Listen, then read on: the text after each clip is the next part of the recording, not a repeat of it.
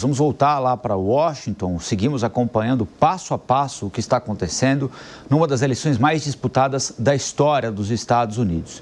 Além da eleição presidencial, os americanos também vão votar para definir o Congresso americano, Senado, Câmara. A expectativa é de mais um resultado apertado entre republicanos e democratas.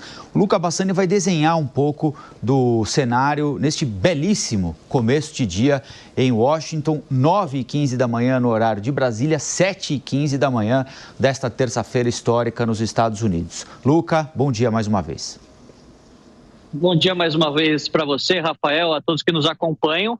Como você bem colocou, não apenas as eleições presidenciais acontecem hoje, ou pelo menos tem o seu final hoje, mas as eleições legislativas. É um momento de eleição geral aqui nos Estados Unidos, onde 435 deputados, congressistas, homens e mulheres, serão escolhidos, além também de parte do Senado. O Senado aí composto por 100 senadores, cada estado americano com direito a 2 deles, portanto 50 vezes 2, 100.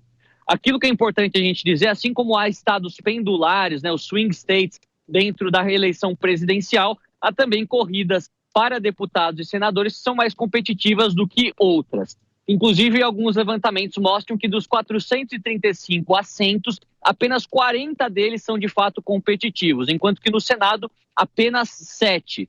Aquilo que está sendo desenhado é a possibilidade de uma mudança, tanto no Congresso como no Senado, do cenário que temos atualmente. É bom a gente dizer que desses 435, atualmente há uma maioria de por volta 220 republicanos para 215 democratas. E isso poderia ser invertido segundo algumas pesquisas, enquanto que no Senado é uma situação bastante parelha, são 50-50, onde a vice-presidente tem o voto de Minerva, atualmente é uma vice-presidente democrata, então também há uma vantagem democrata neste momento, mas que poderia também ser alterada. Algo que é importante a gente dizer que isso determina as legislações que poderão ser aprovadas ou não durante um novo governo Donald Trump ou um primeiro governo Kamala Harris. E por isso também muitos congressistas, políticos importantes, influentes, seja do lado republicano, seja do lado democrata, estão fazendo muitas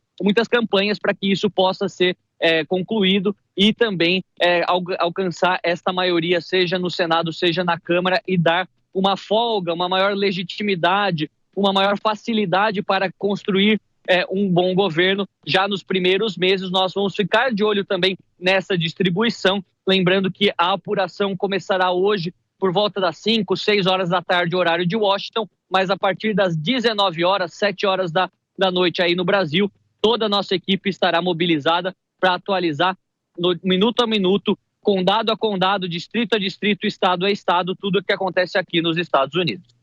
Luca Bassani conversando com a gente ao vivo e direto de Washington. Deixa eu aproveitar e chamar mais uma vez o professor Marcos Vinícius.